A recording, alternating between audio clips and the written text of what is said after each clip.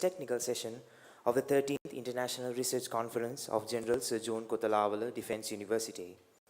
It is our belief that the theme of this session to be of timely importance as a nation seeking new trends and pathways towards global identification.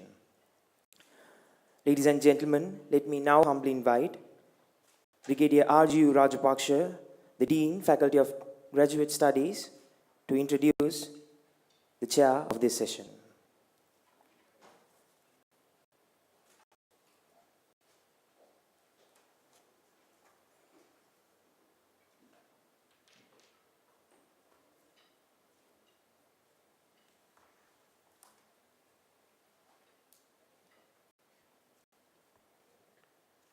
Distinguished invitees, students of General Sir John Kotalawala Defence University, ladies and gentlemen, good morning. On behalf of the Vice Chancellor, I welcome you all to the Defence and Strategic Studies Technical Session 1 of the KDU International Research Conference 2020, in which presenters will deliver their papers on the sub-theme, A Secure Nation, Maritime Security Issues. It is my pleasure to introduce the chairperson of this session, Senior Professor Nayani Melagoda, Dean, Faculty of Graduate Studies, University of Colombo, to the audience. Senior Professor Nayani Melagoda, Senior Professor in International Relations and presently the Dean, Faculty of Graduate Studies, University of Colombo, Sri Lanka. She is an affiliated researcher at the Institute of Peace Science, Hiroshima University, Japan, and country expert in the Varieties of Democracy Project, University of Gothenburg, Sweden. She has won a Japan Foundation Fellowship and a Senior Fulbright Hayes Fellowship in the recent past. Whilst thanking her being here with us today, accepting our invitation, I now cordially invite Senior Professor Nayani Melagoda to the stage and chair the Defence and Strategic Studies Session 1. Madam. Meantime, I would like to call upon our eminent guest speakers, most of them online in this session. Lieutenant Commander S.A.C.R. Kulatunga, Lieutenant Commander M. Jayatilaka, Brigadier C. Ranavira, Lieutenant Commander B.A.R.I. Abesekara, Commander W. Rajapaksha. Senior Professor Nayani Melagoda will also introduce the speakers, the presenters of the session to the audience. Madam, over to you.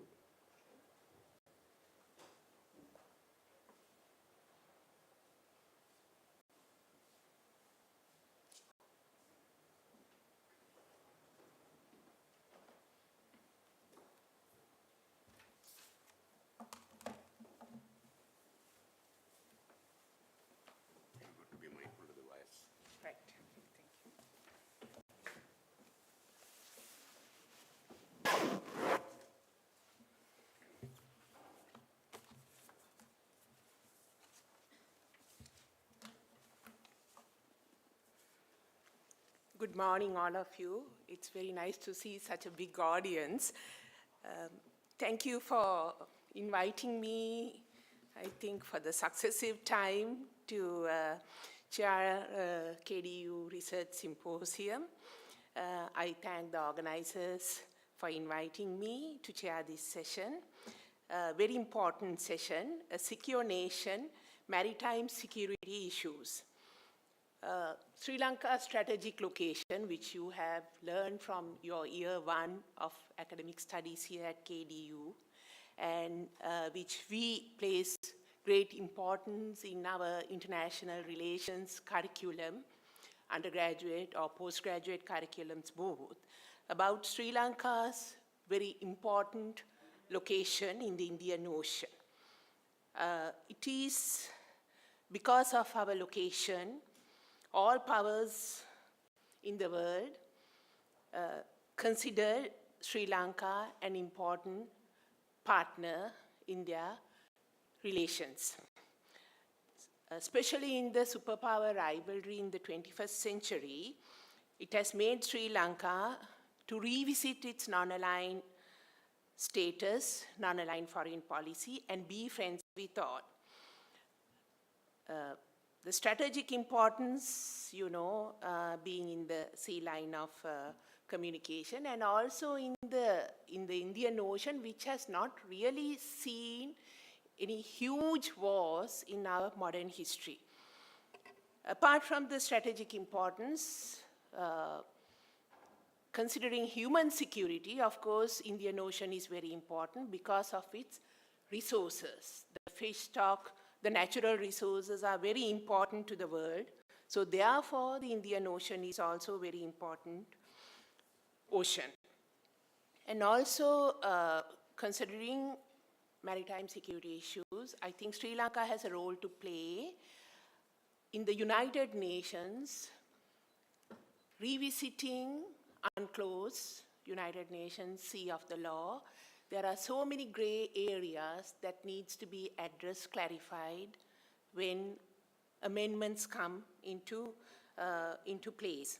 So therefore, I think this is very important ocean, one of the peaceful oceans. Our location is important.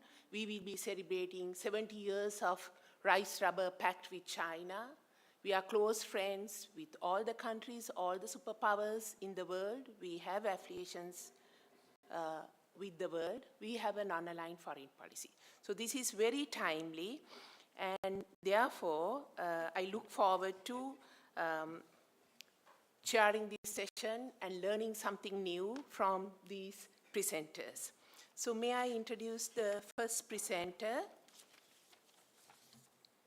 Lieutenant Commander Roshan Kulatunga, who's a specialist in gunnery. He followed a diploma in diplomacy and world affairs at BIDTI, holds a degree in Bachelor in Naval Studies, University of Kelaniya, MSc in Security and Strategic Studies, MSc in Defense and Strategic Studies at Kotalawala Defense University, Sri Lanka.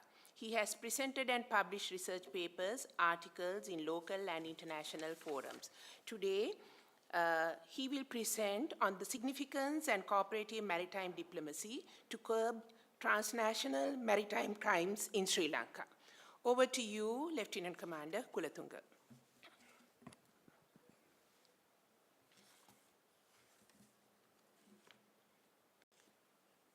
You may start your presentation now.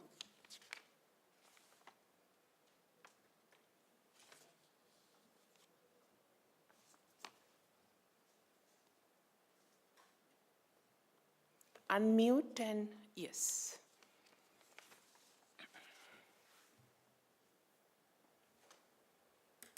Right.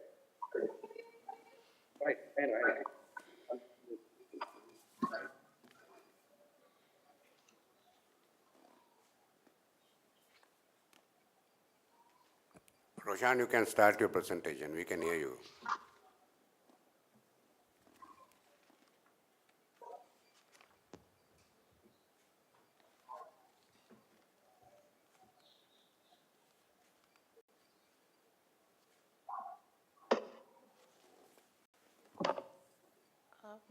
Hello?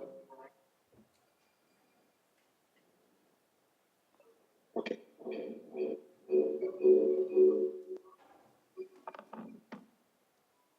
have to unmute? No.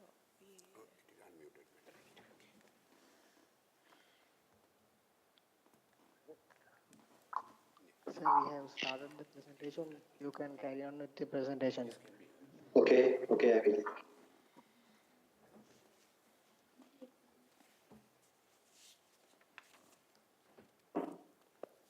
Roshan, you can start your presentation. We can hear you.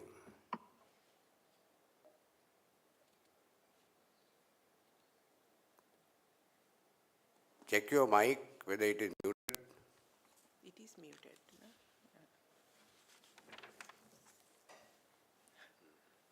And now it's okay.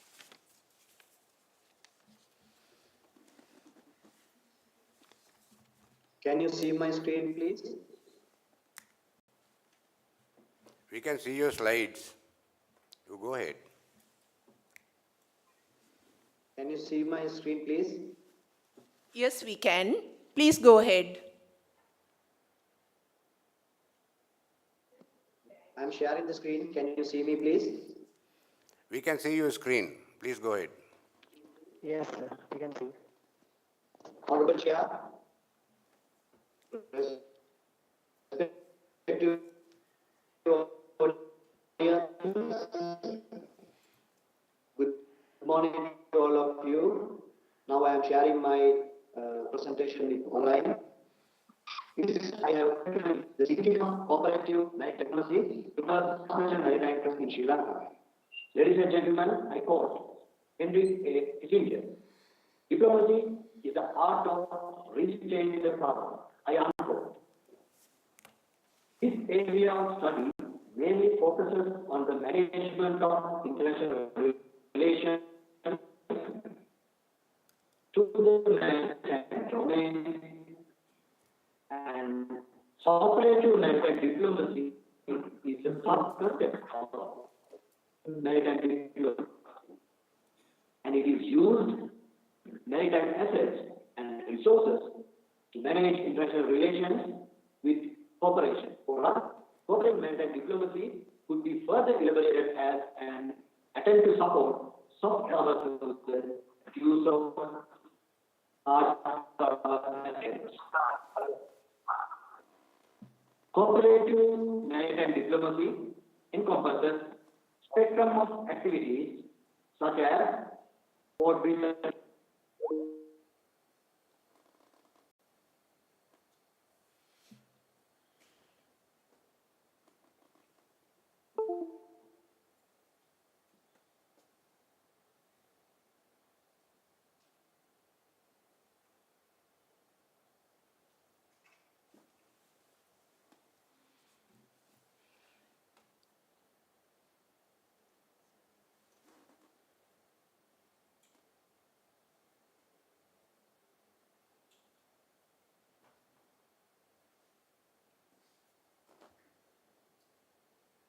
Joining again.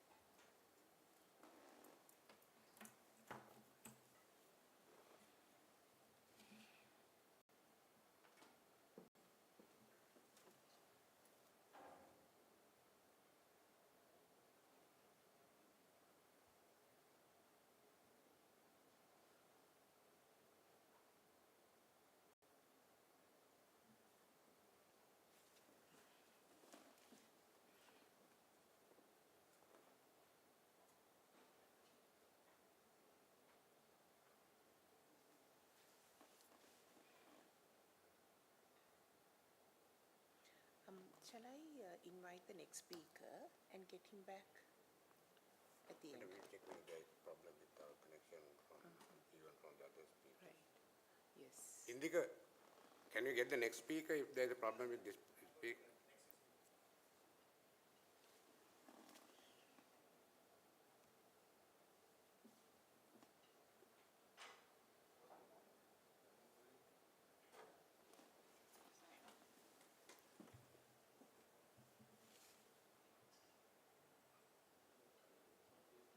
We have to stay on mute, right? Actually, our laptops are passive, madam. Ah, right, okay. Yeah. It's okay. Right.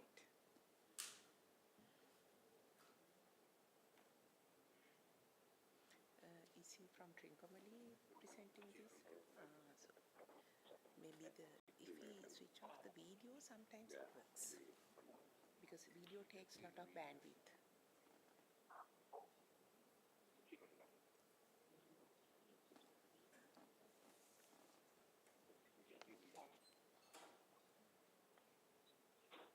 Is M. Jayatilaka?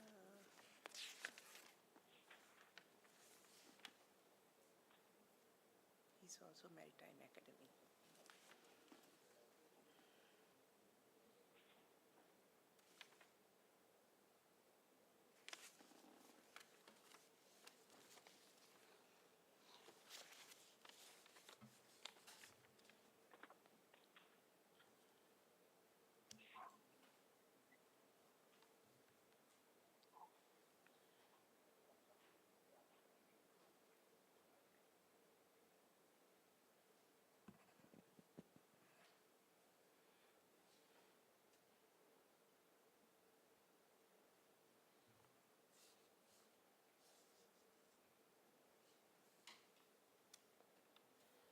Indika, if there's a problem with Roshan Kulutung, we'll start with M. Jayatilaka. So Roshan is from Trinco, there could be a problem with the connection. Or even with the third person. Even with the third person, that Third is all right. person, I think, from Sri Lanka Army might be in Colombo. Must be around Colombo. Second person is also Trinco.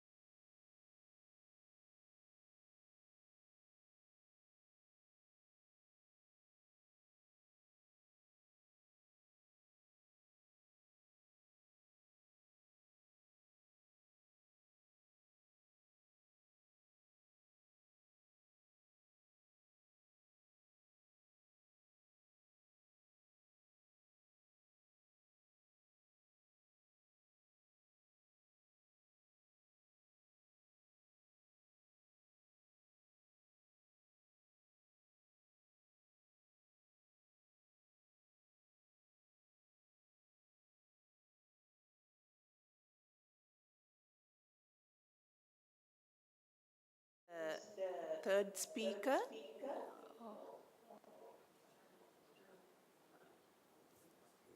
Shall I continue from the beginning, ma'am? Bandwidth is breaking down because the video is From the on. beginning? They can share the screen and switch off the video. From the beginning, ma'am?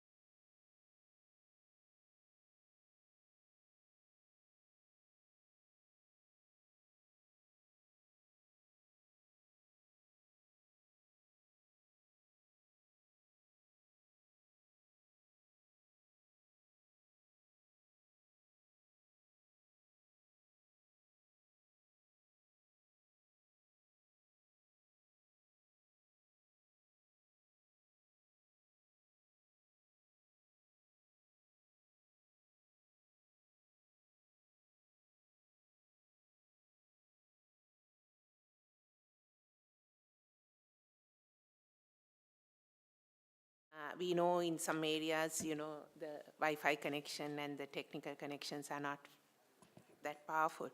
So let me introduce the second speaker this morning, Lieutenant Commander Malinda Jayatilaka, who has obtained his Master of Science in Defense and Strategic Studies and the Bachelor of Science Defense Studies in Management and Technical Science degree from Kotalavala Defense University. He also has a Master of Science in War Studies,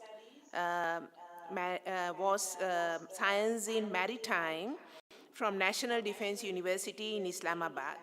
He has followed Maritime Search and Rescue Officer course in PLA Navy Submarine School, China. He is presently working in the directing of staff of the Naval and Maritime Academy, Trincomalee. Lieutenant Commander Malinda Jayatilaka, let me invite you to present your research on safety of life at sea, current status of Sri Lanka. Over to you. Thank you, ma'am. Hope you can hear me.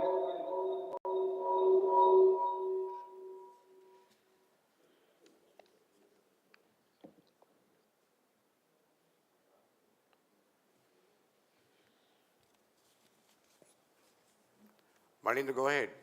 We can hear you. Yes,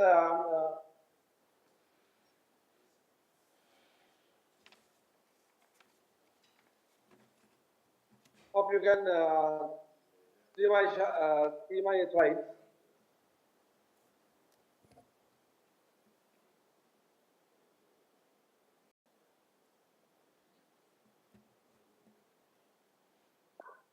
Thank you, Madam Chair, and distinguished guests and the respected audience.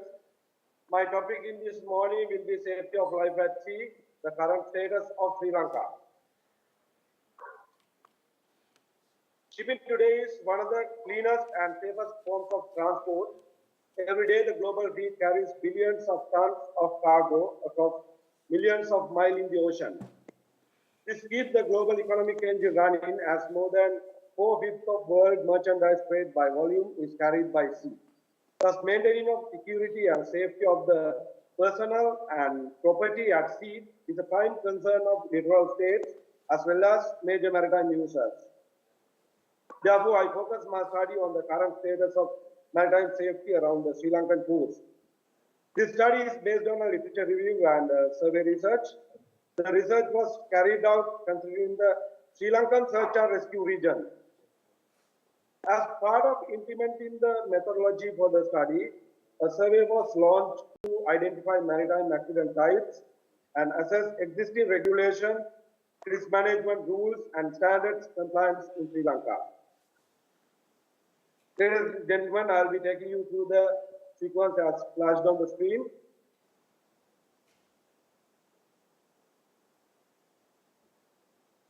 Ladies and gentlemen, when you look at the Sri Lankan maritime landscape, the world's busiest east-west main shipping lane is located at just 6 to 10 nautical miles from the southern tip of the island, to which approximately 2,000 ships fly in a day.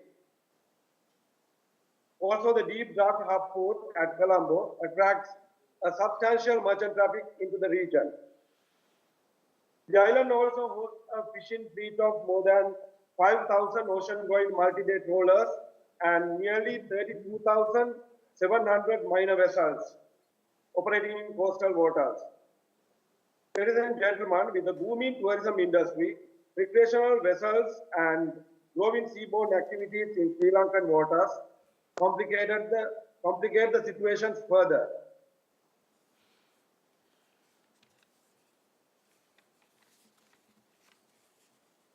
Maritime safety is defined as the safety of life, health, and property against environmental and operational risks associated with navigation.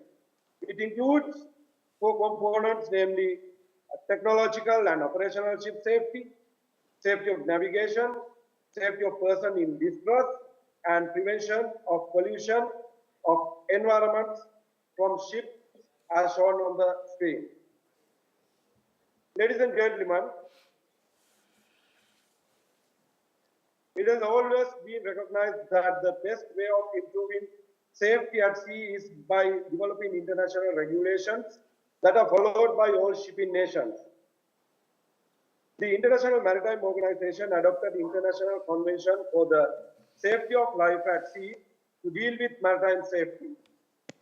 The main objective of the SOLAS Convention is to specify minimum standards for the construction, equipment, and operation of ships compatible with their safety. The International Convention on Maritime Search and Rescue, 1979, aims at developing an international search and rescue plan so that no matter where an accident occurs, the rescue of persons in distress at sea will be coordinated by a search and rescue organization, and when necessary by cooperation between neighboring search and rescue organizations. The Search and Rescue Convention has divided the world's oceans into 13 search and rescue areas, in each of which the countries concerned have delimited search and rescue regions for which they are responsible. Under the Merchant Shipping Act number 52 of the Merchant Shipping Secretariat, it is the responsible authority for maritime safety in Sri Lanka. However, the authority has been delegated to Sri Lanka Navy for conducting the search and rescue operations.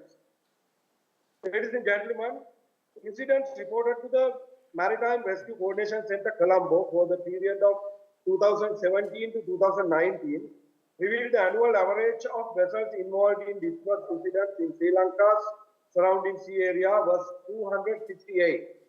This included 85% of Sri Lankan fishing vessels, 10% merchant vessels, and rest was foreign fishing vessels, naval vessels, and pleasure craft. Also, reported incidents were analyzed based on the type of distress incident, nature of accidents, assistance provided to distress units, and the location of the incident occurred during the period of 2017 to 2019. Results of the analysis show that a vast majority of incidents are due to technical failures of the vessels. Ladies and gentlemen, we have an overview about the distress incidents taking place in Sri Lankan search and rescue region. The southern sea of the island was identified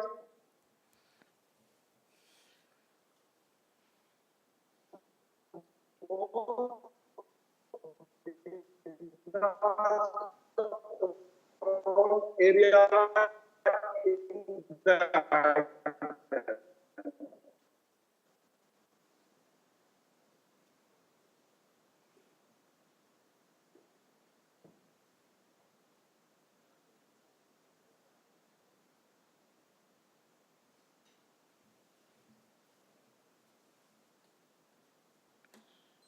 when we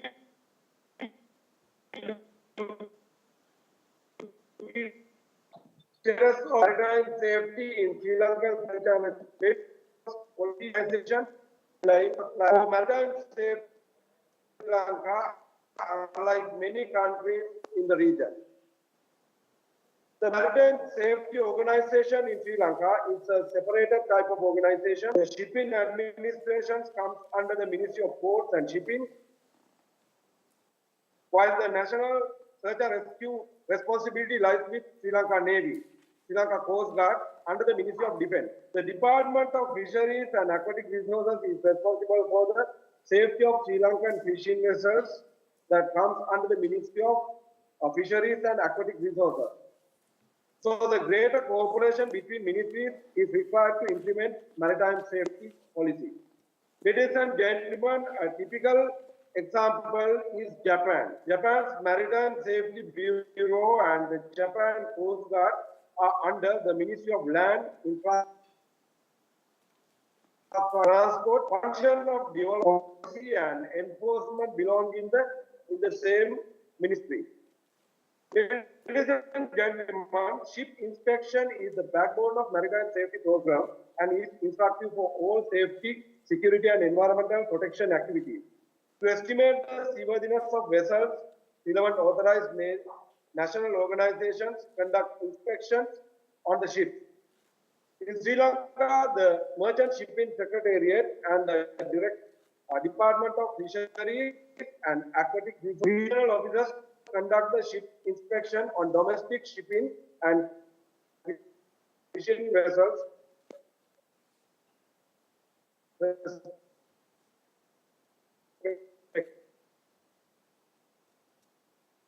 About International Convention on Standards for Training, Certificate and Watchkeeping for seafarers was adopted in 1978 by International Maritime Organization, Marine Safety Committee to promote safety of life and property at sea and the protection of the marine environment.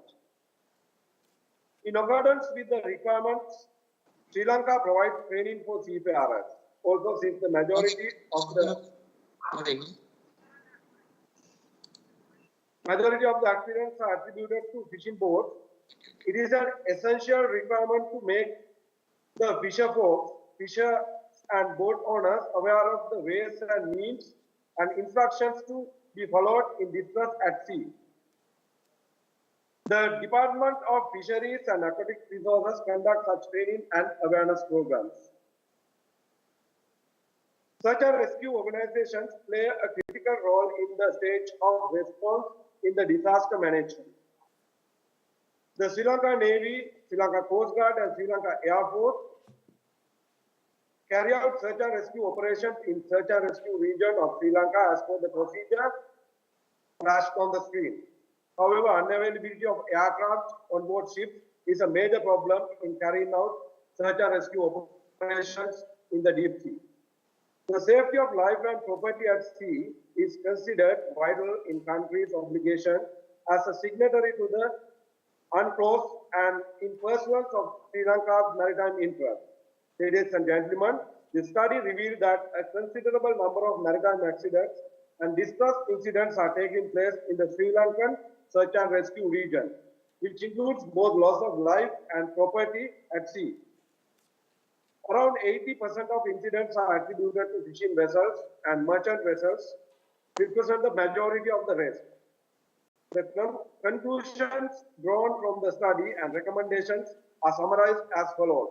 Ladies and gentlemen, it is recommended to draft a national maritime safety policy to guide different agencies and personnel to assure a safe maritime environment in the country, and also recommended to strengthen the cooperative relationship among different organizations dealing with the maritime safety, and to estimate the seaworthiness of domestic ships and fishing vessels. A suitable mechanism could be initiated. Ladies and gentlemen, at last but not least, it is necessary that search and rescue capacity should be expanded in proportion to the length of the country's coastline. It is also recommended to suitable Sri Lankan ships with search and rescue aircraft. Also, ladies and gentlemen, country needs to enhance qualified seafarers training schools and to provide training and education continuously to maintain highly qualified crew members. Ladies and gentlemen, now I have come to the end of my presentation and thank you very much. Thank you very much, Lieutenant Commander M. Jayathilaka, for that insightful presentation on safety of life at sea, current status of Sri Lanka. Let me introduce the next speaker, Brigadier Chandana Ranavira, RWP, RSP, NDU, is presently the Director, Veteran Affairs at the Army Headquarters. He obtained a master's degree in Security and Strategic Studies from KDU and master's degree in National Security and War Studies from National Defense University, Pakistan. Brigadier Chandana Ranavira, may I now invite you to present your research findings on Hambantota, Revival of Maritime Silk Route, Indo-Pacific Strategy, Power Rivalry in the region and its impact on Sri Lanka. The floor is yours.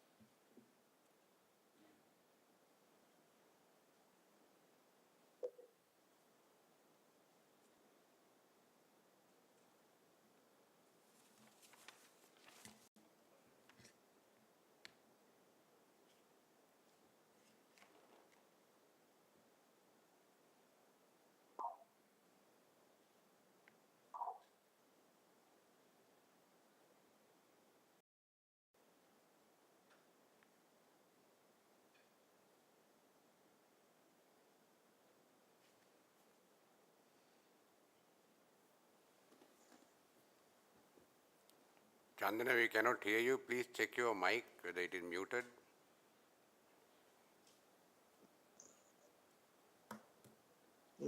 So am I audible now? So am I audible now? Yes. Yeah, you're audible. Please go ahead. Okay, right. Sir. Honorable Chair, ladies and gentlemen, Aibon and good morning. At the outset, let me extend my sincere gratitude to the organizing committee for giving me this opportunity to present a paper on Hambantota, revival of maritime silk route, Indo-Pacific strategy, power rival in the region and its impact on Sri Lanka. Ladies and gentlemen, the Indo-Pacific region is becoming widely recognized as the global center of gravity, whether in terms of economic interaction, demographics, and transnational security challenges, or due to the strategic balance. After transferring status to a People's Republic in 1949, China initially focused mainly towards the security of her coastal areas till the opening of Chinese economy in late 1970s. However, with many constraints, China expanded maritime domain by developing her maritime capabilities in mid-1980s, making blue water capable power, mainly to secure her oil and mineral requirements flowing from Middle East and African region while securing interests in South China Sea. China too has invested huge amount of money in the region, including Hambantota and China-Pakistan Economic Corridor in Pakistan, which is one of the major projects of OBR initiative. In today's globalized world, India as a fast-charging revisionist power in the global order has always seen its maritime security as a domain of major concern. India, virtually being the traditional arch rival of China and also being the largest state located in the region, is more concerned about the rising Chinese presence in her backyard. Ladies and gentlemen, with the Chinese westward movement, United States of America is seeking to develop a flexible, resilient network of like-minded security partners to redress common challenges and respond collectively to emerging threats. A commitment to the Indo-Pacific is demonstrated by the presence of nearly 375 military and civilian staff in the US Indo-Pacific Command. Resurgence of maritime silk route and the construction of Hambantota Harbour in Sri Lanka with the aids of China, which is considered as a part of a string of pearls, the strategy which adopts by China in order to access the seaports and airfields in and around the East-West Sea route also considers by the USA that the rising Chinese maritime power is also posing a threat to mighty American sea power along the sea routes, those connects China to her energy resources. During a speech delivered on 9th June 2014, President Xi Jinping has stated that, I quote, Sri Lanka, having been located in a strategically important location in the East-West Sea route, unintentionally became a part of maritime silk route, unquote. In the meantime, India considers Hambantota Harbour, which encircles the India from the south, as a major security concern. Ladies and gentlemen, with this development in the region, rivalries among the big players cannot be ruled out. Sri Lanka, being a small country which is geopolitically located in a strategic location in the Indo-Pacific, might draw the attention of key players in the region and need to tackle the situation carefully. In order to develop this and discuss this paper further, I developed and constructed a cooperative approach to regional security would enable Sri Lanka to play a balancing role in the Indo-Pacific region as my hypothesis. In this hypothesis, I do consider the cooperative approach as the independent variable and balancing role as the dependent variable. By going through these hypotheses, following questions were derived and need to further discuss. Should Sri Lanka move out from the Silk Route to Indo-Pacific? How should Sri Lanka handle her foreign policy in the region whilst maintaining harmonious atmosphere? How to maintain the equilibrium without offending anyone? Ladies and gentlemen, to play a balancing role, Sri Lanka need to ensure the sovereignty of the country whilst maintaining political and economic stability to ensure the national security with a sound foreign policy encompassing sound system of international relations. According to the Cambridge Dictionary, a cooperative approach is explained as A rational, cooperative approach is expected to result in quicker, fairer, less costly, and more consensual dissolution of conflicts. Hence, being located in the strategically important place in the region, Sri Lanka should ensure her non-aligned posture, that is, enemies of none, friends of all at all the times. Also, in order to achieve her developed goals, need to ensure the suitable government policies and laws to provide infrastructure facilities and supporting industries to the interesting parties in the region. Ladies and gentlemen, there are many players in the region with varying expectations. However, we could consider India, China, India and USA as the key players who are strongly involved in the region. China would continue to concentrate on its own development, and its strength would definitely support the idea of China's peaceful rise and intends to maintain a cordial and peaceful environment with South Asian countries in the 21st century. China also has common interests of developing trade and economic cooperation in the region using soft power diplomacy. With the background of many external and internal skirmishes, proxy wars, and due to the certain interest in security perspectives, India has manifested her national security strategy to defend the country's borders as defined by laws and enshrined in the Constitution, protect the lives and property of its citizens against war, terrorism, nuclear threat, and military activities, protect the country from instability and religious and other forms of radicalism and extremism emanating from neighboring states, and promoting further cooperation and understanding with neighboring countries and implementing mutually agreed confidence-building measures. After the end of Cold War in late 80s, and with the rise of China as economical giant competing USA and escalation of terrorism in Middle East and the Asian region, United States of America shifted their attention from Pacific and Atlantic oceans to the Indian Ocean.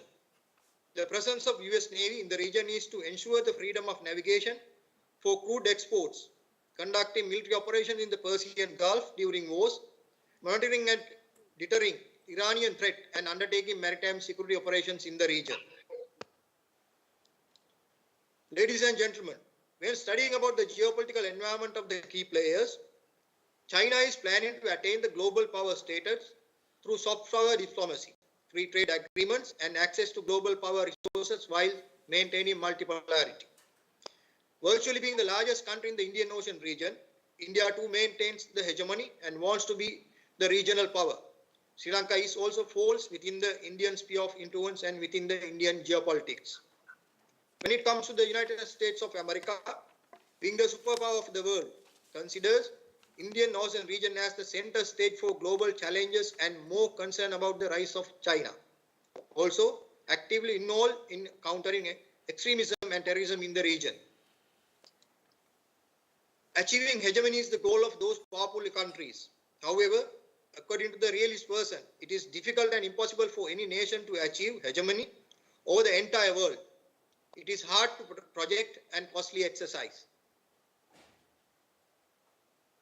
Ladies and gentlemen, the Indo-Pacific region has emerged as a significant geostrategic space and a threat of and theater of great power competition and role in the present-day context.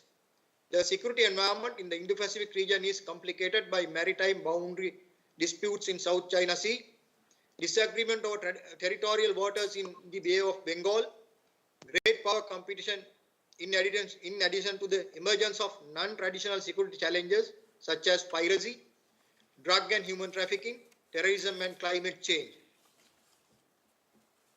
The entire region has been securitized due to the power rivalry of key players in the region. If you look at the strategic overview of the region, the competition among the key players in the region, especially in Indian Ocean region, is highly strategic in terms of geopolitically, economically and militarily. The location of Sri Lanka brings more protection to the sea lanes of communication and would provide a good maritime domination in the region and also could become a transportation hub. Displacement of natural resources and energy sources in the region has made Sri Lankan ports highly conversed in maritime security domain.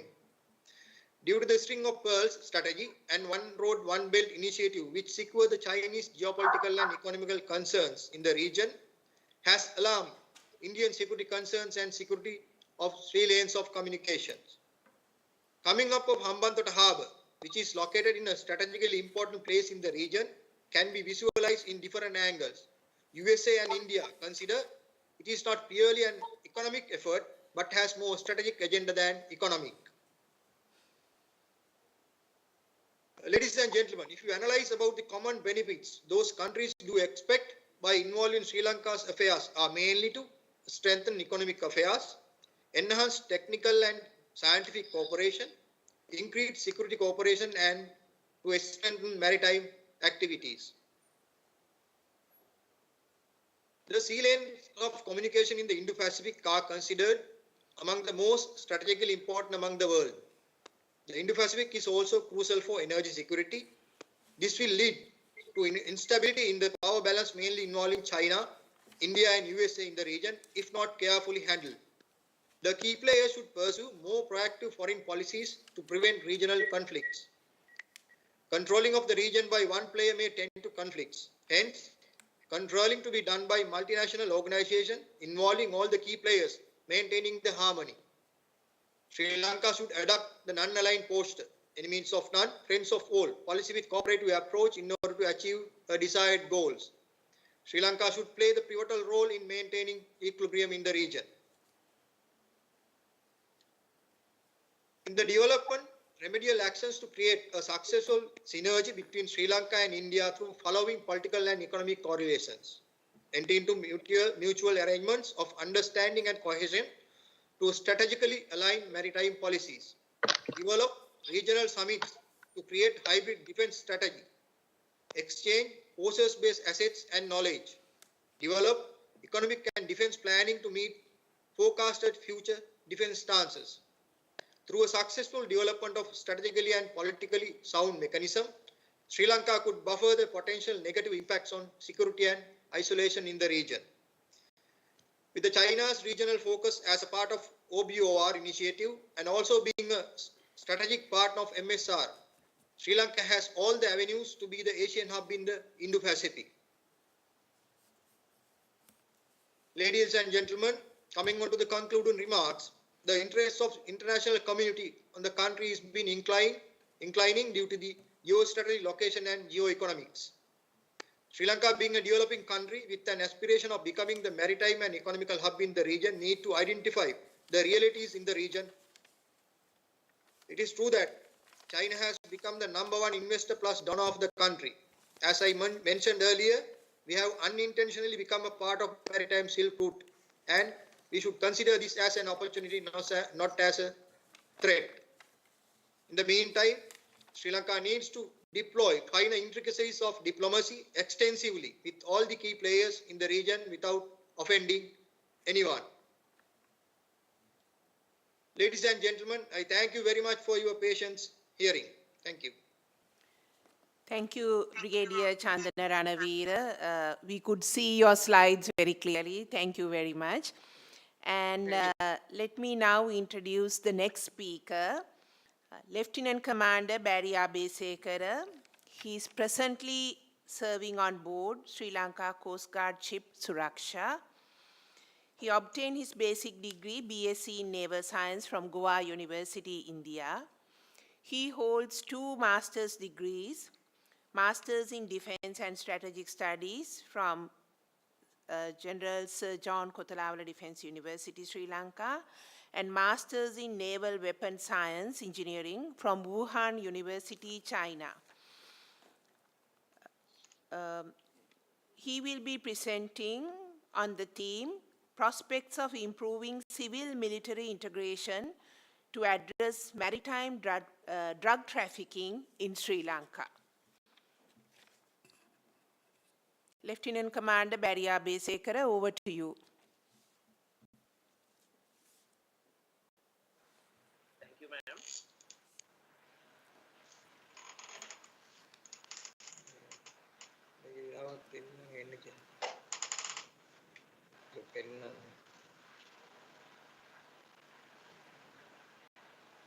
Honorable Chair, distinguished gathering, ladies and gentlemen, good morning to all of you. The topic I have selected is prospects of enhancing civil-military integration to address maritime drug trafficking in Sri Lanka. For your easy understanding, I have divided my topic into these subtopics, that is introduction, drug trafficking scenario in Sri Lanka, maritime security concerns, civil-military integration and countering drug trafficking, and finally, recommendations. With the protracted terrorist conflict coming to an end in the year 2009, Sri Lanka is now one of the most peaceful countries in the world. Even though Sri Lanka does not have an immediate threat for its sovereignty and territorial integrity by means of maritime terrorism, it is of utmost importance that we understand the non-traditional security threats which may emerge as transnational crimes due to the strategic location of Sri Lanka in the Indian Ocean. Certainly, maritime drug trafficking stands among top positions in the list of non-traditional security threats, and recent drug apprehension incidents indicate how serious this issue is. Due to centrality of its location, Sri Lanka continues to be utilized as transit point for drug trafficking through the East-West sea lanes. United Nations Office on Drugs and Crime terms this route as Southern Route, and it involves the movement of drugs by sea across the Indian Ocean from Macron Coast to the East Africa. On the other hand, being a littoral state, the involvement of local fishermen in maritime drug trafficking cannot be easily ruled out. Proper security measures in the entry and exit point to the country are vitally important to control this issue. As per the annual report of National Dangerous Drug Control Board, there were approximately 100,000 drug-related arrests in year 2018, out of which 42% is for heroin, and it is 22% of increment from previous year. Out of total arrests, 61% in Western Province, and the average street price of heroin in 2018 was 6 million rupees per kilogram, and it is 33% of decrease compared to the 2017. So no doubt these illegal and immoral activities like drugs and narcotics cause numerous social, cultural, political, financial and security issues in the country. The drug trafficking scenario in Sri Lanka is mainly attributed to several internal and external factors. The strategic but vulnerable location having close proximity to the Golden Crescent and Golden Triangle is one of the key external factors. The Golden Crescent in Asia comprises of Pakistan, Afghanistan and Iran, and the Golden Triangle comprises of Laos, Myanmar, Thailand and Vietnam. Maritime security is strongly related to four concepts, that is national security, marine environment, economic development and human security. And those are interconnected with each other like a matrix. Most importantly, the drug trafficking has close relationship with human security and economic development. Though most navies had not paid much attention to maritime domain awareness in the past, it must be addressed much broadly in present-day scenario due to its complexity and diversity. The seaborne attack on Mumbai in year 2009 is the best example for difficulty in implementing proper maritime domain awareness, and it was a clear eye-opener for all maritime nations.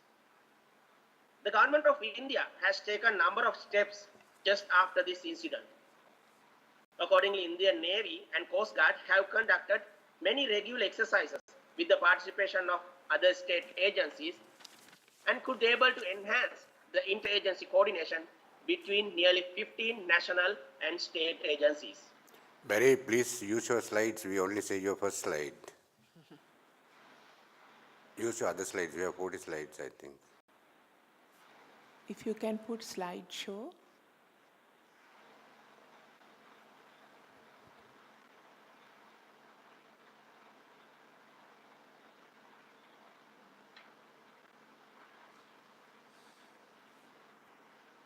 Shall I start from the beginning, sir? No. Where you stop. Start from where you stopped. Okay.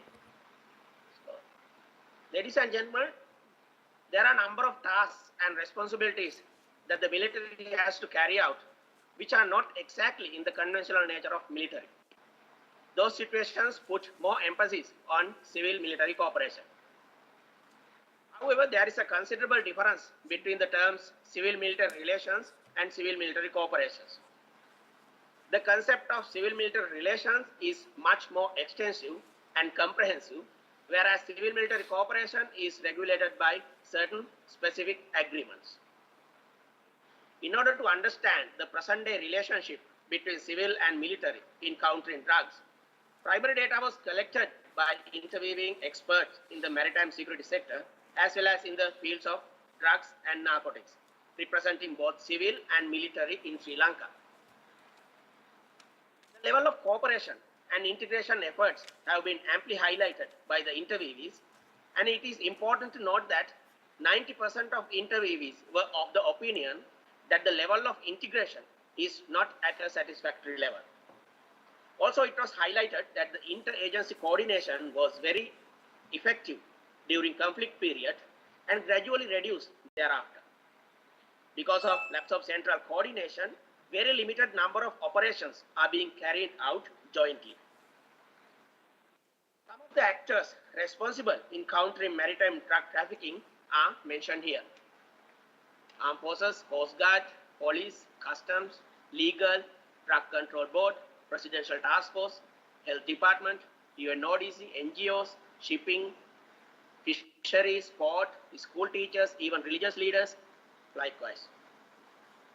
And ladies and gentlemen, during the survey, it was identified that the integration among these actors are minimum due to these challenges: relationship gap, the cultural differences and egoistic attitude, the respect and trust between each other, individual goals and no common enemy, no intelligence sharing mechanism, understanding responsibilities among each other, lack of resources, legal constraints, effective communication problems, no coherent theoretical framework, and lack of technology.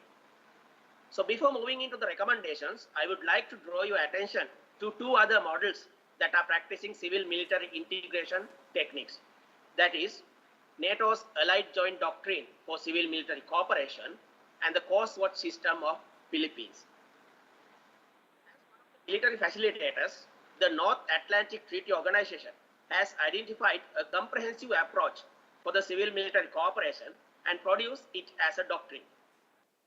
This permits the military to reach their desired objectives by coordinating, harmonizing, synchronizing, and deconflicting the activities with civil actors. There are a few principles that they have identified. Understand the environment, understand the objectives of civil and military actors, gain trust and respect, integrated planning, and effective communication. Philippines, an archipelagic state in the Southeast Asia, has been under threat of many non-traditional security issues due to its vulnerable location. In order to address the issue, the Philippine government, with the assistance of Australia and United States, has initiated a new concept called COSWAT system. Its vision was to promote synergy and collaboration among actors while managing resources to achieve common objectives. With the idea of having effective and efficient counter mechanisms, a few key functions such as developing a common operating picture, collecting, consolidating, and integrating all data relevant to maritime security, and providing real-time information among all stakeholders were well taken care of. With that, ladies and gentlemen, I will move to the recommendations. To have a government-sponsored central authority to carry out effective coordination among all the stakeholders, including national and international actors in every activity related to counter maritime drug trafficking. To make understand and have a clear perception that this threat is a common enemy and that they are all working towards a common objective, appreciating their own areas of responsibilities. To conduct campaigns, awareness programs, common forums, joint exercises, with the purpose of building confidence, respect, trust, and mutual understanding. Encourage practical cooperation among all stakeholders at all levels, such as integrated planning efforts and conducting joint operations. To have a national level mechanism to gather, process, and disseminate all pertinent information and intelligence at an appropriate time with relevant stakeholders. To facilitate access to technology and resources in both civil and military when necessary. To implement a shipyard agreement to facilitate civilian authorities to have better understanding and access to maritime security concerns in the country. Thank you, ladies and gentlemen. Thank you very much, Lieutenant Commander Barry Abesekara, for your presentation. I wish you could have shared the slides on your slideshow from the beginning. I was seeing them, but I also didn't realize the audience could not see the beginning. They were very interesting slides. Okay, let me now introduce the final speaker. Final speaker is Commander Vasantha Rajapaksha, who joined the Sri Lanka Navy in 2000 from the 18th intake of General Sir John Kothawala Defence University and counts over 19 years of unblemished record of service. On completion of his basic training at KDU, he pursued his advanced professional training at Naval and Maritime Academy, Trincomalee. Commander Rajapaksha has attended basic logistics training at BNS Titumur, Bangladesh, and long logistics training at INS Hamla, India. Presently, Commander Rajapaksha is holding the appointment of Senior Staff Officer, Budget and Finance at the Naval Headquarters. He will be presenting the Indo-Pacific, an examination of regional instruments for improved coordination. It's a joint paper by W. Rajapaksha under the supervision of Bhagya Senaratne from the Kothawala Defence University, Department of Strategic Studies. Over to you. Commander Rajapaksha, over to you.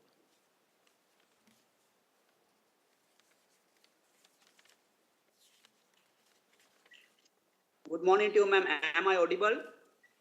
Yes. The session chair, Yes. the fellow speakers, and the members of the learned audience. Good morning to each and every one of you. Firstly, let me thank the KDU for selecting our paper to be presented in this 13th International Research Conference here at KDU in 2020. I'll be speaking on the topic of the Indo-Pacific and examination of regional instruments for improved cooperation, a co-authored paper by myself and Ms. Bhagya Senaratne from the Department of Defence and Strategic Studies at General Sir John Kothawala Defence University.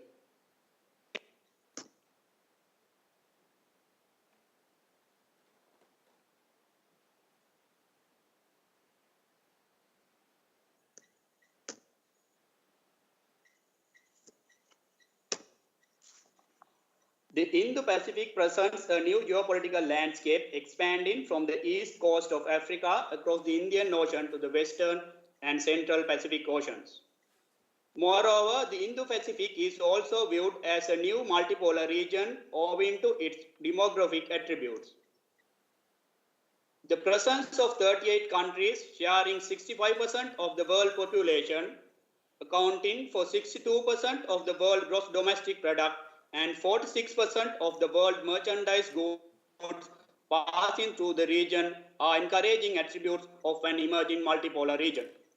These elements make the rise of the Indo-Pacific significant based on economic, political, and strategic attributes which contribute towards an emerging understanding that the Indian Ocean and the Pacific Oceans are interlinked strategic theaters which bring diverse issues to the forefront. The Indo-Pacific region is also home to vital sea routes that connect major economies in the Middle East, Africa, East Asia, Europe, and America. Today, more than ever, the world economy is heavily dependent upon seaborne trade, as a volume of more than 90% of traded goods are transported by sea. The security of sea lanes of communication, trade potentials, and maritime connectivity within the region makes Indo-Pacific strategically significant, connecting two theaters, giving an unified understanding about the strategic interconnectedness, common responsibilities, common challenges, and opportunities present within the region. With this preamble, I'll be moving to the first objective of the paper, that is to map out the different regional mechanisms that are in position to improve interaction in Indo-Pacific. The Indo-Pacific has become a focal point of discussion due to major power rivalries within the region, as those between India, China, and China-US. It is also noteworthy to mention that these rivalries have become major causes of concern, especially among Asian nations. The Association of Southeast Asian Nations, formerly known as the ASEAN, has been in the forefront in ensuring peace and security within the South Asian region. Accordingly, ASEAN has been working towards its mandate of developing an inclusive security architecture for the region based on collaborative leadership in shaping the vision for closer cooperation within Indo-Pacific. The ASEAN's outlook on the Indo-Pacific is based on 4 principles. Namely, the Indo-Pacific is a close, interconnected, and integrated region. Secondly, the Indo-Pacific region of dialogue and cooperation instead of rivalry. Thirdly, the Indo-Pacific region of development and prosperity for all.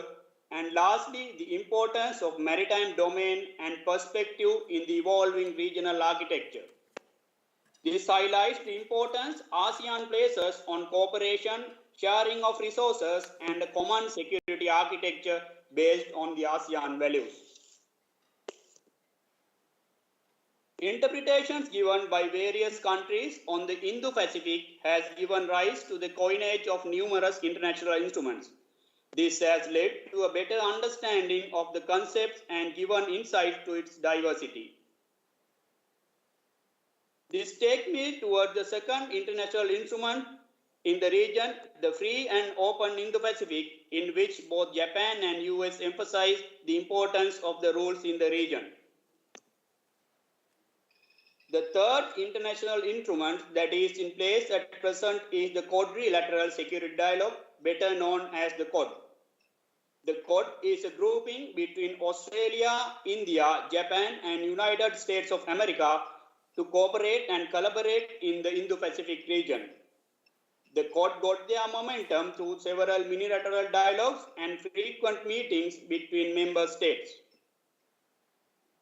The Malabar naval exercise between United States, India, and Japan, as well as the Australia-India bilateral naval exercise, have been able to strengthen the unilateral groupings and military-to-military capabilities between Quad nations.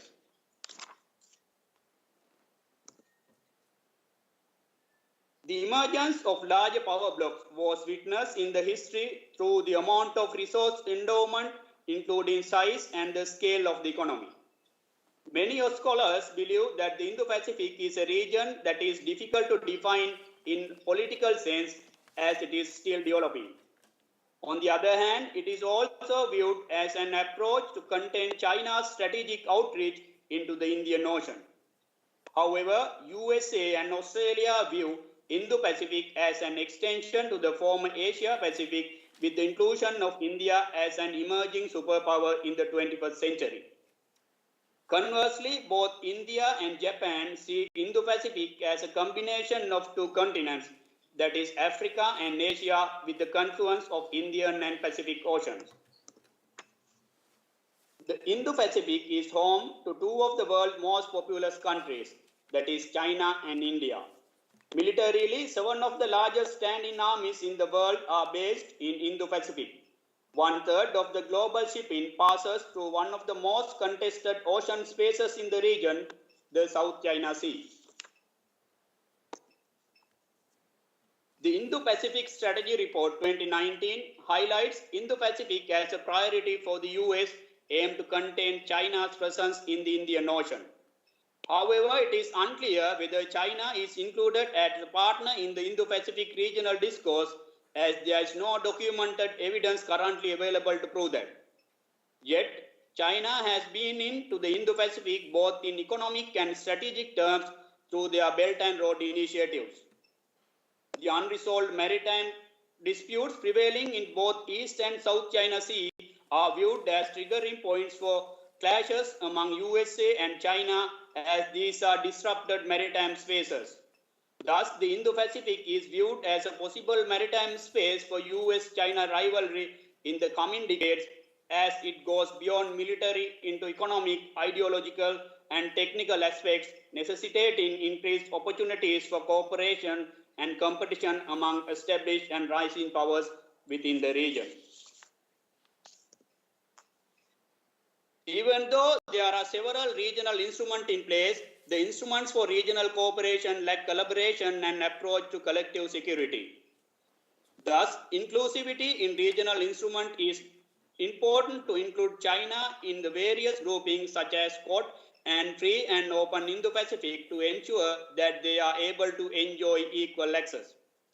Secondly, the research underscores that the oceans of Indo-Pacific remain central to this evolving power struggle, as the economic center of gravity shifts to the east, necessitating peaceful interaction to increase trust and improve the balance of power whilst facilitating trade and commerce. In conclusion, it can be ascertained that the increased number of regional groupings has reduced the level of trust within Indo-Pacific, thus calling for more synergies and understanding among international instruments. This can be identified from the number of regional instruments in the Indo-Pacific, their membership, and the constitutions. Therefore, our findings call for the inclusivity of members to increase the trust between the states, as the lack of transparency has fueled suspicion between the actors. Stemming from this, the paper calls for increased interconnectedness between navies by sharing knowledge and know-how in order to increase collaboration between the states. The paper also underscores the importance of economic interconnectedness to ensure regional instruments are effective in collaborating with one another. Ladies and gentlemen, this brings me to the conclusion of the paper, and thank you very much for the patience hearing. Thank you very much, Commander Vasantha Rajapaksa, for that presentation. We have come to the end of the presentations. I'm sorry that we had a technical difficulty with the presentation of the first paper by Lieutenant Commander Kulathunga, but the abstract is available to all of you. This is the time for questions, further clarifications from the researchers. We will be open for questions, and please stand by the presenters to answer the questions and clarifications. Let me, shall I ask the first question? Yeah, I have two things, two that came to my mind. One from Brigadier Chandana Ranavira. Brigadier Chandana Ranavira, you mentioned balancing role the Sri Lanka has to play in the string of pearls, OBOR, or now we call it the BRI. Can you explain a little bit further about the balancing role Sri Lanka needs to play? And I have another question, the second question to Lieutenant Commander Jayathilaka. This is also, I'm curious to know, you mentioned, you gave some statistics from 2013 to 2019 on search and rescue operations in the region. You mentioned about one of the causes being technical failures at sea. But are there any other causes? Because we know of illegal migration, the people getting into problems at sea with these overcrowded vessels in illegal migration, and also the drug trafficking etc. So are there any other causes that in your research you found out apart from the technical failures? We can take some more questions to the paper presenters before we hand them over. All of them maybe? Yeah, okay. Good morning, ma'am. I'm Colonel Rukshan Kannangara. This problem goes to Lieutenant Command Roshan, and I would like to ask from this question from Lieutenant Command Abesekar. Under the theme of the whole holistic approach to national growth and security of Sri Lanka, the maritime rescue operation has to play a vital role of guarding the coastal belt from drug trafficking, smuggling, human trafficking, and also to facilitate peaceful sea line of communication to world merchant. If you seek the security in aspect of our theme, my question is, at present Sri Lanka Navy would have the physical and technological assets to address this issue. And also I would like to ask, and what are the future strategically steps that we are going to mitigate those thrust from piracy and illegal fishing and drug trafficking, that kind of thing, ma'am. Thank you. One more question and we can ask the presenters to give their answers, clarifications. From the cadets, you used to be very vocal, so don't be shy. Please ask any clarification. Every question is important. This is for your research, dissemination of knowledge in our country. So please feel free to ask. You're among your teachers. Yeah. Yes. So, good morning, sir. I am Junior Officer at TRI Bandara. My question for Lieutenant Commander Abesekara, sir. Sri Lanka Navy done a good job in apprehending drugs smuggling. Can you elaborate the role played by UN ODC for Sri Lanka to do this? Okay, thank you. Any other? Okay, let me call Lieutenant Commander Jayatilaka first to answer the questions, followed by Brigadier Ranavira. Lieutenant Commander Jayatilaka, can you hear us?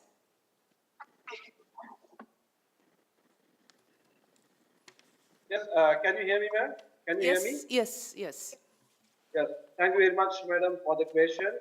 Actually, you asked about, in my research, I found that the majority of the incidents are due to technical failures of the ship and especially fishing boat. I considered much about the fishing boat because majority of the accidents have been in the fishing boat. The basic problem was technical failures because many fishermen, they have not attended to their repairs on board their boat, the trawlers. There are other reasons as well, communication failures and some other reasons as ma'am brought out, due to the many ships are coming onto the sea, and also there are other reasons like smuggling. These things, when that is happening, these accidents, number of accidents taking place are very high. But the most accidents are due to technical failure of the technical failure. So to address this one, we don't have a proper mechanism to inspect ships. In other countries, the respective authorities, they visit to ships, they visit to shipping trawlers, and they inspect and they keep the repairs updated. So that is a big problem faced by the Sri Lankan fishermen and Sri Lankan search and rescue attempts. I hope I answered that.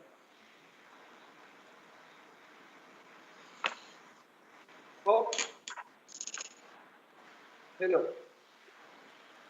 Okay, Brigadier Chandana Ranavira. Thank you very much, madam. Am I audible? Yes. You asked me about the balancing role that Sri Lanka has to play during this present day context. So this is my personal opinion. If we go back to our history, we had, during our colonial period, again I say that this is my personal opinion. We could not handle the colonial masters properly, I think, because they had some good things for us to, develop our country.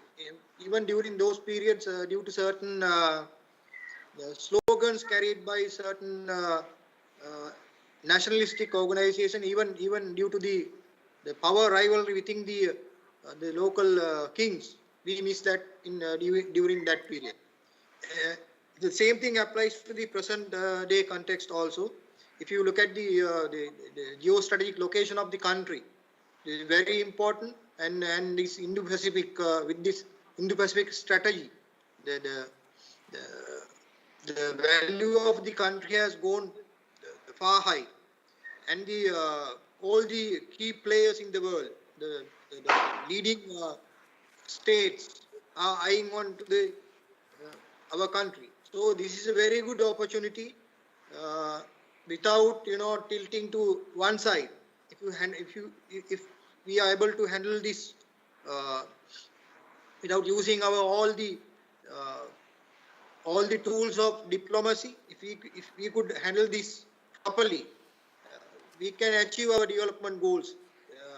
We would be the transportation hub in this region. So that's why I said we need to play a very balancing role using all the tools of diplomacy to achieve our desired goals. That's all. Thank you very much. Thank you. May I invite Barry Abesekara, please, Lieutenant Commander Abesekara. Yes, ma'am. First, I will answer the first question. Thank you very much for that interesting question, sir. Yes, of course, it's a huge challenge for small navy like Sri Lanka Navy to address the maritime security challenges in this area. But I will answer in the view of Coast Guard, and Lieutenant Commander Kulatunga will answer in the view of Sri Lanka Navy. So Coast Guard was established in 2009 because of these challenges, because Navy alone cannot address this issue. And so now the point is, the Coast Guard is going to take over the control in the coastal areas and the sea belt, and the Navy is going to the deep seas. So now in the Coast Guard point of view, we have been acquiring a number of assets from other countries, even Japan, Australia, and also the capacity building programs are continuously going on, and the new Coast Guard Act also coming, so that law enforcement authority will be given to the Coast Guard. So in that case, the coastal belt and the coastal territorial waters will be monitored mostly by the Sri Lanka Coast Guard, and then Sri Lanka Navy will have the opportunity to go to the deep seas to address other issues, other maritime security concerns. Thank you, sir. Okay. May I invite Lieutenant Commander Kulatunga? Yes, ma'am. Can you hear me? Yes, we can. Yeah. Thank you very much. Your question, sir. You asked about how strategies, the national strategies could incorporate maritime policies when we are taking action against the transnational crimes such as drug trafficking, human trafficking, and illegal migration, and so on. So my point is, unfortunately, I couldn't share my slideshow, but it clearly mentioned the cooperation or the cooperative diplomacy even with the foreign nations as well as domestic other civil components are responsible to counter these type of security issues.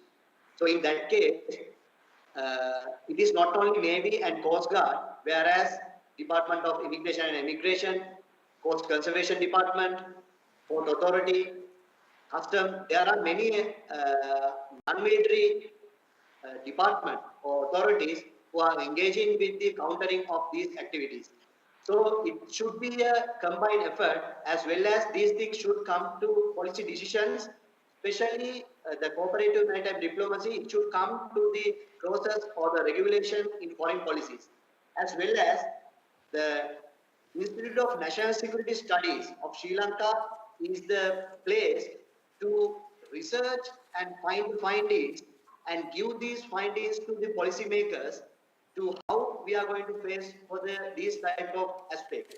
So it is a responsibility of the policymakers or the researchers who are specifically creating these policies to the strategic or the grand strategic level. They should incorporate these academic studies into the policies and give to the grand strategic level, as well as National Security Council of Sri Lanka, essential to discuss this subject area, and these decisions should come to the policies of the grand strategic level. And importantly, to address particular these type of issues, I highly recommended to establish academic maritime strategic section under Ministry of Defence to cooperate policy analysts and scholars in the field of maritime security, give necessary advice to the policymakers to take action. So according to the theory of strategy as practice, none of the practices will come without a strategy. So these strategies and practices must incorporate each other. Then it will be the answer for your questions. So it will be result secure our nation with these maritime strategies. Thank you, ma'am. Thank you. And I must tell you, I was invited for the INSSL today because they are also having a session. But because of the Dean and Professor Amal and Sanath, I gave priority to KDU and I came to KDU today. I would like to ask Commander Rajapaksha, you're also from the Navy, and you also talked about the Indo-Pacific and the regional instruments for improved coordination. Can you comment, you commented from ASEAN, can you also add your comments from how successful the regional instrument of South Asia has been in this, or any other clarifications you want to make? Thank you very much for the question, Madam. If we really focus this into South Asian region, the main international instrument that we have is SAARC. And the question comes whether the SAARC has been fully able to live up to its founding principles. So in that sense, I think we will not be able to give a very appealing answer about whether SAARC has been successful so far. In that sense, I would answer that regionally, SAARC being the main regional instrument in this region has not been able to do something significant as far as these regional instruments are concerned in cooperating in Indo-Pacific. Apart from that, there had been several initiatives, bilateral and multilateral levels between Sri Lanka and India. We are in a verge of sharing and deploying. Indian Navy established their information fusion center where we were able to share some of the important maritime related information, and thereby we were able to respond to some of the developments in Indo-Pacific. So these, yes, at South Asian level, it has regionally, there has not been any successful organization yet, but taking into some of the initiatives by membering countries like what we had in Gold Dialogue and the things that we discussed for last 10 years has given some of the significant insights into as to how the region should collaborate in responding to developments and other challenges that are coming up in Indo-Pacific regional discourse. Thank you very much. Thank you very much. Are there any more questions? Madam, there was one more there was a question from Officer Cadet. May I answer for that? Yes, please. Yes. Yes, he asked about UNODC's role in this drug trafficking. Right, yes.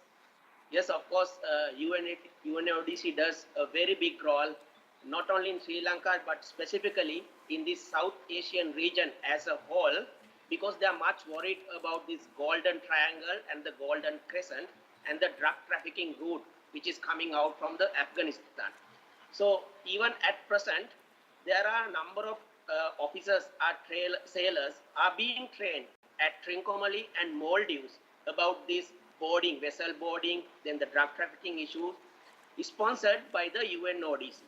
So not only that capacity building aspects, but some other aspects like they provide some information about vessels and they provide some intelligence sometimes, and also they are in the process of establishing a maritime information dissemination center in coordination with Singapore and Europe countries. So UNODC actually does a huge role in Sri Lanka, and they have a branch in Colombo. Thank you. Thank you. Bhagya, you are here. Do you want to add anything? You co-authored that paper? Okay. So we have come to the end of the question and answer session. Summing up, I found that this is in the light of international developments and also international political developments amidst the threat of COVID-19. The Indo-Pacific Common, the Quad Security Dialogue, Ancient Silk Route, the String of Pearls, OBOR, and now we talk about BRI. So the presentations that were made this morning on the significance of cooperative maritime diplomacy to curb transitional maritime crimes, which took up the cooperative maritime diplomacy and transnational maritime threats. Even though Lieutenant Commander Kulatunga could not make the presentation, very interesting abstract, and he answered the questions on that. And safety at life at sea, it's very important. The oceans, the sea is one of the sustainable development dialogues we have to achieve. And also, Brigadier Ranavira presented on the Maritime Silk Route in the Pacific strategy, power rivalry and Sri Lanka in the midst of it, within the importance of the strategic location of our country, and also prospects of improving civil-military integration in addressing maritime drug trafficking, illegal migration, etc. All that is very important. And finally, the Indo-Pacific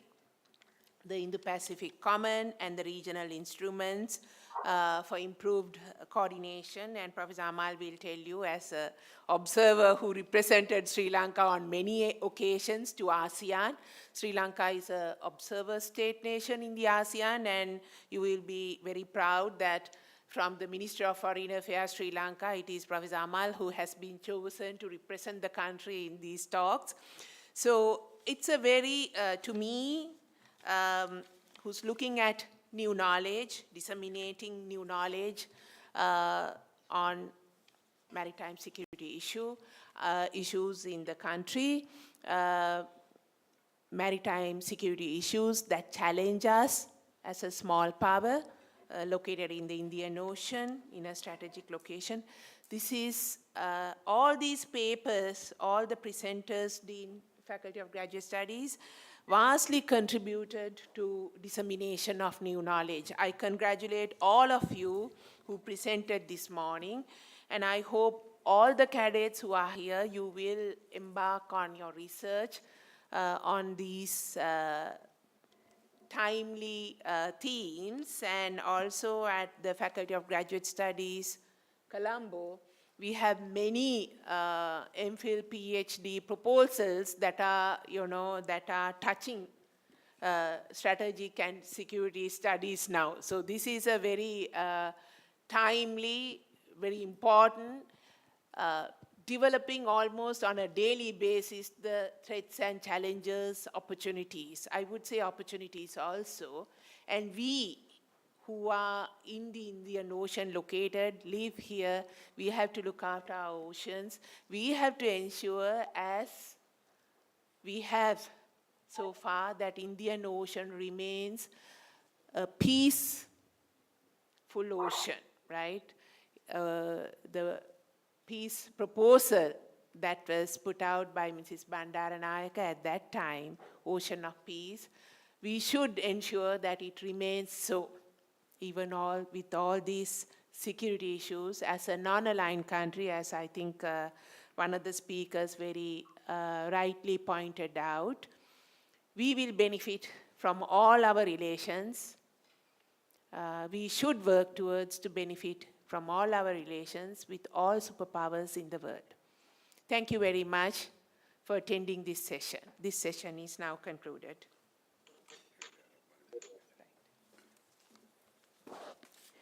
Thank you, ma'am. Thank you very much, madam. Ladies and gentlemen, that marks the end of the first parallel session of the first technical session of the 13th International Research Conference of General Sir John Kotalawala Defence University. We are sure it has truly been an interesting and a fascinating session under the theme, A Secure Nation, Maritime Issues. It is now time to recognize the valuable contribution of the guest speakers here today. In order to present a token of appreciation on behalf of General Sir John Kotalawala Defence University, may I now humbly invite Senior Professor Amal Jayawardena, Department of Strategic Studies, Faculty of Defence and Strategic Studies, to the stage.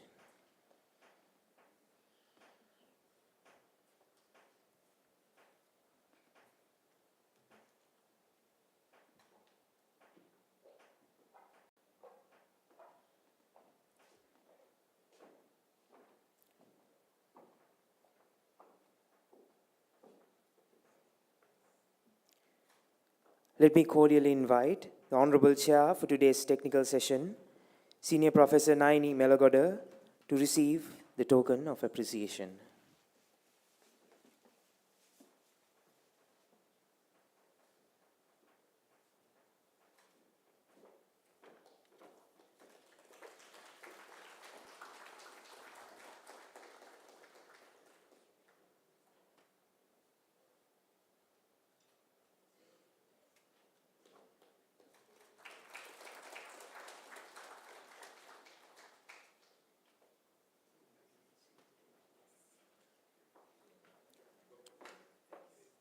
Thank you, sir.